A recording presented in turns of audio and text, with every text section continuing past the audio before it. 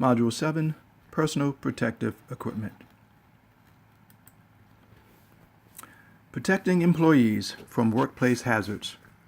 Employers must protect employees from hazards such as falling, objects, harmful substances, and noise exposure that can cause injury.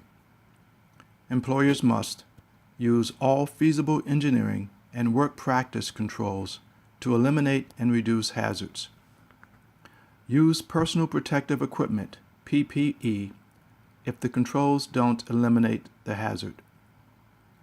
PPE is the last level of control. Engineering controls. If the machine or work environment can be physically changed to prevent employee exposure to the potential hazard, then the hazard can be eliminated with an engineering control. Work practice controls. If employees can be removed from exposure to the potential hazard by changing the way they do their jobs, then the hazard can be eliminated with a work practice control. Examples of PPE: eye, safety glasses, goggles; face, face shields; head, hard hats; feet, safety shoes; hands and arms, gloves; bodies, vest; hearing, earplugs, earmuffs. Eye protection. When must eye protection be provided? When any of these hazards are present: dust or other flying particles such as metal shavings or sawdust; corrosive gases, vapors, or liquids; molten metal that may splash; potentially infectious materials such as blood or hazardous liquid chemicals that may splash; intense light from welding or lasers. Eye protection for employees who wear eyeglasses. Ordinary glasses do not provide the required protection. Proper choices include prescription glasses with side shields and protective lenses; goggles that fit comfortably over corrective glasses without disturbing the glasses; goggles that incorporate corrective lenses mounted behind protective lenses. Safety glasses, made with metal/plastic safety frames. Most operations require side shields. Used for moderate impact from particles produced by jobs such as carpentry, woodworking, grinding, and scaling. ANSI Z87 are types of protective eyewear. Goggles. Protects eyes and area around the eyes from impact, dust, and splashes. Some goggles fit over corrective lenses. Face shields. Full face protection. Protects face from dust and splashes or sprays of hazardous liquids. Does not protect from impact hazards. Wear safety glasses or goggles underneath. Welding shields.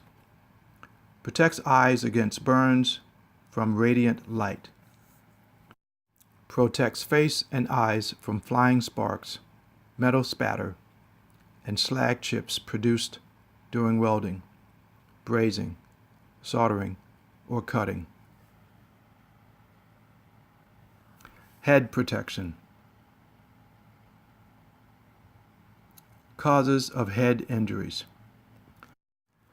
falling objects such as tools, bumping head against objects such as pipes or beams, contact with exposed electrical wiring or components. Selecting the right hard hat. Class G. General service, building construction, shipbuilding, lumbering. Good impact protection, but limited voltage protection. Class E. Electrical/utility work.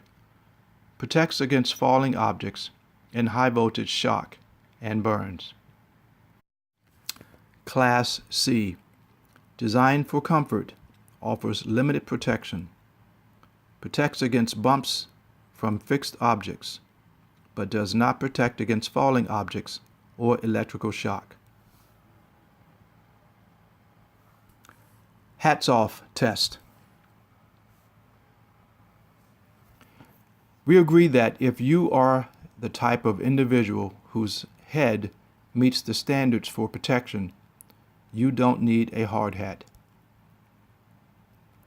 Those feeling they qualify should contact your supervisor for testing. Upon satisfactory completion of the test, you will receive a beautiful embossed certificate suitable for framing. It identifies your head as conforming to American National Standards Institute, ANSI Z89.2 Class A, B, C, and D. You will also receive a wallet-sized card that must be carried on the job. The test goes like this. You will receive a 24-hour water immersion test. Maximum permitted absorption is 0.5% by weight. Next, the impact test. While in horizontal position, with head upon a steel plate, an 8-pound steel ball will be dropped upon your head from a height of 15 feet. You must suffer no damage.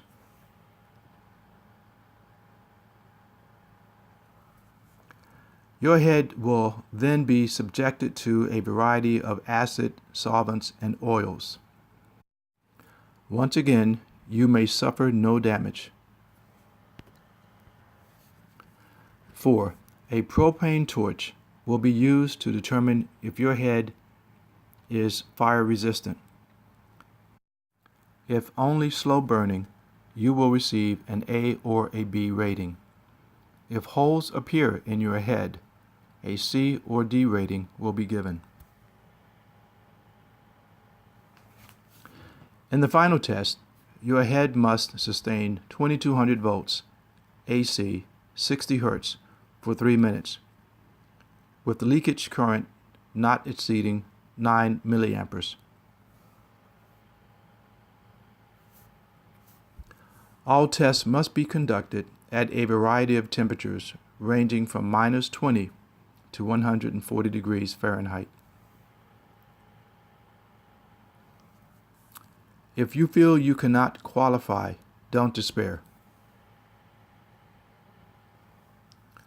Although not as pretty as your hairdo, the hard hat does provide protection from all of the above.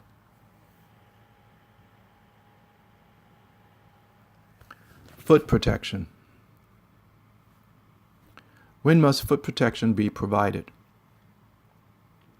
When any of these are present: heavy objects such as barrels or tools that might roll onto or fall on employees' feet, sharp objects such as nails or spikes that might pierce ordinary shoes, molten metal that might splash on feet, hot or wet surfaces, slippery surfaces.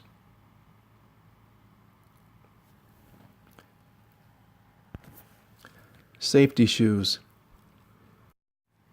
Impact-resistant toe and heat-resistant soles protect against hot surfaces common in roofing and paving.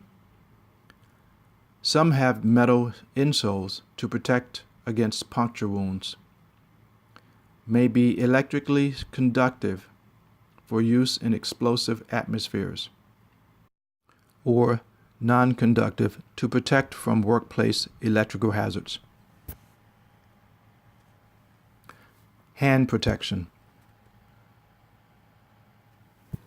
What kinds of protective gloves are available? Durable gloves made of metal mesh, leather, or canvas. Protects from cuts, burns, heat. Fabric and coated fabric gloves. Protects from dirt and abrasion. Chemical and liquid resistant gloves. Protects from burns, irritation, and dermatitis. Rubber gloves. Protects from cuts, lacerations, and abrasions. Types of rubber gloves.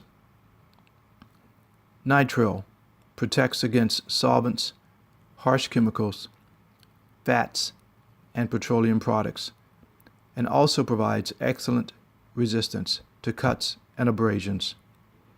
Brutal provides the highest permeation resistance to gas or water vapors. Other types of gloves.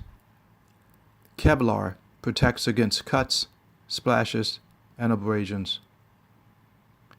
Stainless steel mesh protects against cuts and lacerations. Body protection. Body protection criteria for selection. Provide protective clothing for parts of the body exposed to possible injury. Types of body protection. Vest, aprons, jackets, coveralls, full body suits. Body protection. Examples given.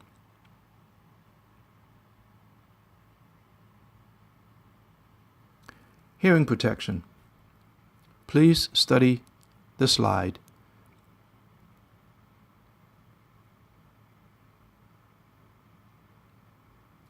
When must hearing protection be provided? After implementing engineering and work practice controls. When an employee's noise exposure exceeds an 8-hour time-weighted average TWA sound levels of 90 dBA. Examples of hearing protection are shown on this slide.